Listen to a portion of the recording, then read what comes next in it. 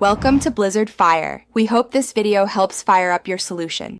You start by updating Windows and connecting the charger so you can change settings without interruptions. Once updated, set power mode to balanced or best power efficiency to reduce background drain. Open Task Manager and sort by power usage to spot any runaway apps, end tasks you don't need. Make sure you have at least 15% battery while testing, and note which apps reappear. These initial steps quickly reveal obvious culprits and let you proceed to deeper fixes with reliable baseline measurements.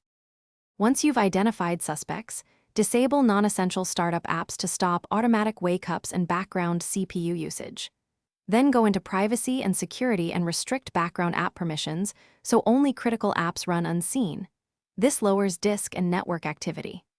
Next, update device drivers, especially GPU and chipset, using Device Manager or your laptop maker's utility, because outdated drivers cause inefficient power states. Make sure to reboot after each change, and recheck Task Manager. To finish, enable Battery Saver automatically at 20% and create a custom power plan that caps maximum CPU state to reduce peaks.